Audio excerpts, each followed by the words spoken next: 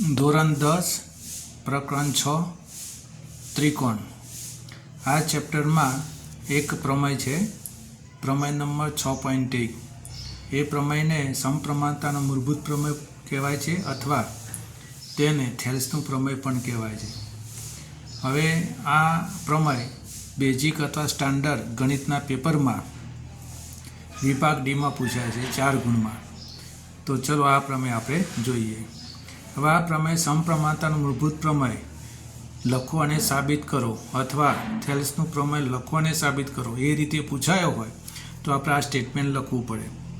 જો ત્રિકોણની કોઈ એક બાજુને સમાંતર દોરેલી રેખા બાકીની બે બાજુઓને ભિન્ન બિંદુઓમાં છેદે તો તે બાજુઓ પર કપાતા રેખાખંડો તે બાજુઓનું સમપ્રમાણમાં વિભાજન કરે છે તેમ સાબિત કરો. ચલો હવે એના આધારિત આપણે આ ત્રિકોણ દોરીશું. અહીંયા લખ્યું છે કે ત્રિકોણની, તો ત્રિકોણ કયો લીધો? ABC. એક બાજુને સમાંતર, કઈ બાજુ લીધી? BC. BCને સમાંતર દોરેલી રેખા કઈ લીધી? તો DE. બાકીની બે બાજુ, કઈ બે બાકીની વધી? તો AB અને AC. એ બે બાજુને બે ભિન્ન બિંદુઓ અનુક્રમે D અને Eમાં છેદે છે, બરાબર? તો તે બાજુઓ પર કપાતા રેખાખંડો. હવે અહીંયા જુઓ, આ D અને Eમાં છેદે છે, તો આમાં આ જે D બિંદુથી આ AB કપાયો, તો એના બે રેખાખંડો બન્યા. કયા બન્યા? AD અને DB. એ રીતે E બિંદુથી કયા રેખાખંડો બન્યા ACના? તો AE અને AC. એનો જે ગુણોત્તર છે એ સમપ્રમાણમાં છે તે આપણે સાબિત કરવાનો છે. તો પક્ષ ક્યાંથી આવે? તો અહીંથી જો અને તો વચ્ચેનું વાક્ય એ પક્ષ આવશે. તો આપણે શરૂઆત કરીએ પક્ષથી. તો પક્ષ અહીંયા ત્રિકોણ કયો લીધો? તો ABC. તો લખીશું ત્રિકોણ ABCની કોઈ એક બાજુ.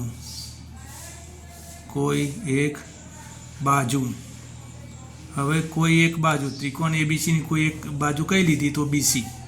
આ BC લીધી. કોઈ એક બાજુ એટલે કઈ લીધી? તો BC. કોઈ એક બાજુ BCને સમાંતર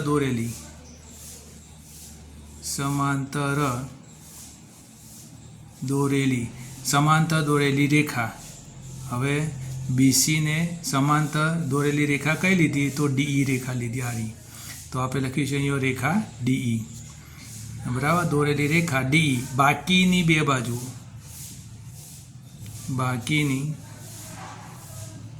બે બાજુ, હવે બાકીની બે બાજુઓ કઈ? BC સિવાયની, તો એક AB અને એક AC. તો બાકીની બે બાજુ AB અને ACને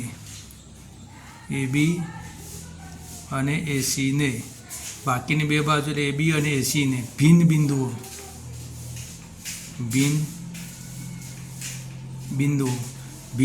કયા ભિન્ન બિંદુઓ? ત્યાં D અને Eમાં છેદે છે. તો AB અને ACને ભિન્ન બિંદુઓ અનુક્રમે D અને Eમાં છેદે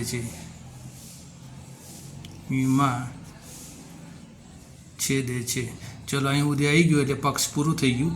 હવે તો પછીનું જે વાક્ય છે, તારી બાજુઓ પર કપાતા રેખાખંડો તે બાજુઓનું સમપ્રમાણમાં વિભાજન કરે છે. એટલે આ બે બાજુઓ કપાયા. AD એ D બિંદુમાંથી કપાયો AB, અને AC એ E બિંદુમાંથી કપાયો. તેનાથી બનતા રેખાખંડો કયા? તો AD.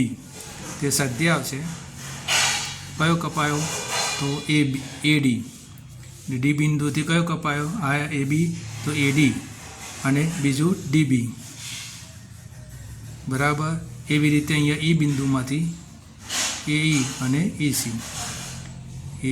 AC, બરાબર? સમપ્રમાણમાં વિભાજન કરી લે. આ જે કપાયા અને એક કપાતા રેખાખંડો બન્યા AD અને DB, AE અને AC, એ સમપ્રમાણમાં છે, બરાબર? તેનો અર્થ આ થયો AD upon DB બરાબર AE upon AC સમપ્રમાણમાં છે તે સાબિત કરવાનું છે.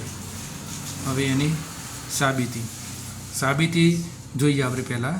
તો સાબિતી માટે જે અહીંયા આપણે આ ત્રિકોણ દોર્યો એમાં એક વધારાનું કામ કરેલું છે. અહીંથી B થી E જોડ્યો છે, C થી D જોડ્યો છે, એ વધારાનું કામ કર્યું છે આપણે. તે પહેલાં આપણે બતાવી દઈએ. BE તથા CD BE તથા CD દોરો. પછી બીજું એક વધારાનું કામ કર્યું છે. કયું કામ કર્યું છે? આ DM એ લંબ લીધો છે. કયા રેખાખંડ ઉપર? અરે કઈ બાજુ ઉપર? તો AC ઉપર. બરાબર. તો આપણે લખીશું DM લંબ AC તથા પછી અહીંયા લીધું EN પણ આપણે એક લંબ લીધો છે, એને વેધ પણ કહેવાય. બરાબર. તો EN લંબ કઈ બાજુ ઉપર? તો AB ઉપર. તો આપણે એ લખીશું EN લંબ AB. બરાબર. એ પણ દોર્યો. આપણે દોર્યા ને, તો આપણે લખીશું દોરો. હવે આપણે આગળ વધીએ કે આ સાબિત કરવા માટે ત્રિકોણના ક્ષેત્રફળની જરૂર પડશે. બરાબર ને? તો આપણે એનું લખીશું ત્રિકોણનું ક્ષેત્રફળ બધા જાણે છે. કયું છે સૂત્ર એનું? 1/3 ગુણાકાર પાયો ગુણાકાર પાયા પરનો વેધ.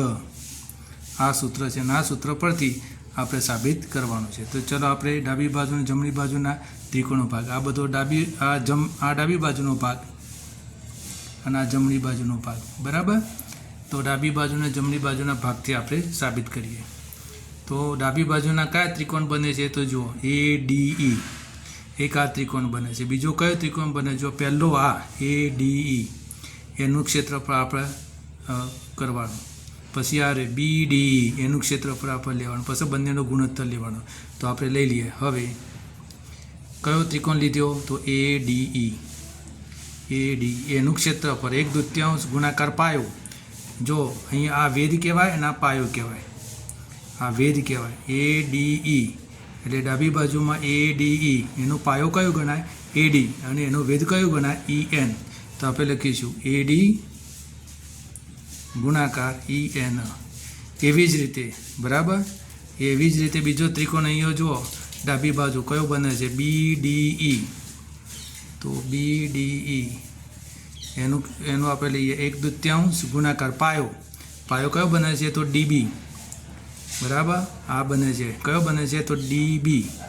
તો DB ગુણાકાર એના પરનો વેધ, કારણ કે આ ગુરુકોણ ત્રિકોણ છે. આ ગુરુકોણ ત્રિકોણ બને. પેલો લઘુકોણ ત્રિકોણ હતો એટલે લઘુકોણ ત્રિકોણની અંદર જે આ વેધ છે એ અંદર મળે, જ્યારે ગુરુકોણ ત્રિકોણની અંદર વેધ છે અહીંયા જો આ બહાર મળે છે.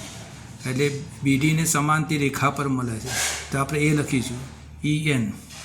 બરાબર. EN. હવે આ બંનેનો ગુણોત્તર લઈએ. આ બંનેનો ADE અને BDEનો ગુણોત્તર લેતા. હવે ગુણોત્તર લેતા ADE ભાગ્યા BDE એ બંને લખી નાખીએ. 1/2 ગુણાકાર AD ગુણાકાર EN ભાગ્યા 1/2 ગુણાકાર DB ગુણાકાર EN. હવે આગળ વધે માટે અહીંયા જુઓ 1/2 ઉડી જશે. EN ઉડી જશે. તો અહીંયા આ મળશે ADE ભાગ્યા BDE. બરાબર. આ બે ઉડી ગયા, આ પણ ઉડી ગયા. શું વધ્યું? તો ADના છેદમાં DB. આ પરિણામ આપણને એક મળ્યું. આ રીતે આ જમણી બાજુ ડાબી બાજુ આ રીતે આપણે મળે. એવી રીતે હવે જમણી બાજુ પણ એ રીતે મળશે. તો જમણી બાજુના કયા બે ત્રિકોણ મળશે? તો આ ADE અને DEC. ADE અને DEC તે બે ત્રિકોણના આ રીતે ક્ષેત્રફળ લઈએ અને ગુણોત્તર લઈએ. બરાબર. તો અહીંયા લઈએ. કયો લઈશું? ADE. બરાબર. 1/2 ગુણાકાર પાયો કયો લેવાનો? હવે એ જમણી બાજુનો પાયો લેવાનો. તો જમણી બાજુનો પાયો કયો આવશે? AE. આ પાયો ગુણાકાર વેધ એટલે AC. બરાબર. તો આપણે એ લઈ લઈશું. એટલે સોરી AE.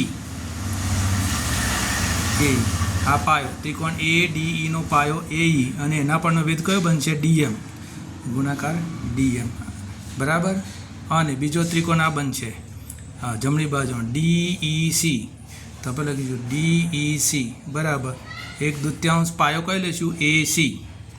AC ને EC પાયો અને પાયા પરનો વેધ બરાબર કયો છે? એને સમાવતી રેખા, કારણ કે આ પણ ગુરુકોણ ત્રિકોણ બનશે અને એનો જે વેધ છે એ બહાર મળે છે. કયો મળે છે? તો DM. તો DM.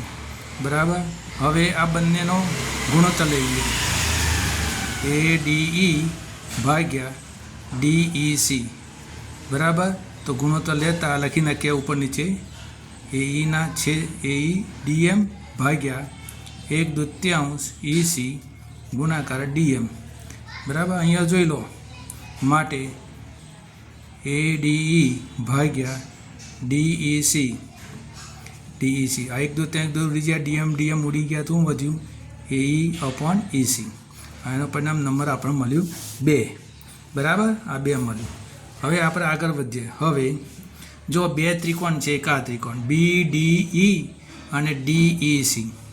આ બંને ત્રિકોણનો એક જ પાયો છે. જુઓ DE એટલે બંને ત્રિકોણ એક જ પાયો છે, એટલે કહેવાય કે BDE અને DEC એ એક જ પાયા પર આવેલા છે. એ એક જ પાયા DE પર આવેલા છે. બરાબર, એક જ પાયા DE પર. જો BDE અને DEC બંને ત્રિકોણ એક જ પાયા, કયો પાયો? DE પર આવેલા છે. એટલે બંનેનો પાયો એક જ છે. અને આ બંને ત્રિકોણો પાછા 2 સમાંતર રેખાઓ, કઈ 2 સમાંતર રેખાઓ? BC અને DEની વચ્ચે આવેલા છે. તો આ રીતે એક જ પાયા પર આવેલા હોય, જે ત્રિકોણો એક જ પાયા પર આવેલા હોય અને 2 સમાંતર રેખાઓની વચ્ચે આવેલા હોય, તો આ બંને ત્રિકોણનું ક્ષેત્રફળ કેવું થાય? સરખું થાય. તો આપણે બતાવીશું અને લખીશું. બરાબર, હવે ત્રિકોણ BDE અને ત્રિકોણ DEC, BDE અને DEC બરાબર, એ એક જ પાયા, એક જ પાયા DE અને એક જ પાયા DE અને 2 સમાંતર રેખાઓ, કઈ 2 સમાંતર રેખાઓ? BC અને DE. BC સમાંતર DEની વચ્ચે આવેલા છે. જો વચ્ચે આવેલા હોય તો આ બંને જે ત્રિકોણો છે, એ કેવા બનવાના? એ બંને ત્રિકોણો કેવા બનવાના? આ બંનેનું ક્ષેત્રફળ સમાન થવાનું. તો આપણે લખીશું બંનેનું ક્ષેત્રફળ સમાન થશે. BDE બરાબર DEC. આ પરિણામ નંબર મળ્યું 3. બરાબર, આ પરિણામ કયું મળ્યું? 3. હવે છેલ્લે આપણે લઈએ પરિણામ 1, 2 અને 3 પરથી. હવે 3 પરથી પહેલું પરિણામ, બીજું પરિણામ અને ત્રીજું પરિણામ. હવે જોઈએ ADE, અહીંયા પણ ADE, અહીંયા BDE અને DEC છે, પણ BDE અને DEC 2 સમાન છે. આ 2 સમાન છે, તો આ 2 પણ શું થશે? સમાન થશે. તો આપણે લખીશું AD ના છેદમાં DB બરાબર AE ના છેદમાં EC. તો આપણે જે સાબિત કરવાનું તે પ્રમેય આપણે અહીંયા પૂર્ણ થઈ ગયો. ઓકે, આ રીતે પ્રમેય સાબિત કરવાનું. બરાબર, આ રીતે પ્રમેય આપણે સાબિત થાય. બરાબર, તો આ રીતે પ્રમેય સાબિત કરતાં શીખી લેવાનું, 2-3 વખત રિવિઝન કરવાનું, તો આ પ્રમેય તમને આવડી જશે અને પરીક્ષામાં તમે લખી શકશો. ઓકે, તો ઘેર પ્રયત્ન કરજો અને 2-4 વખત સમજી અને 2-3 વખત લખજો, એટલે આ પ્રમેય તમને આવડી જશે. બરાબર, હવે બીજા પ્રમેયની શરૂઆત કરીએ. 6.2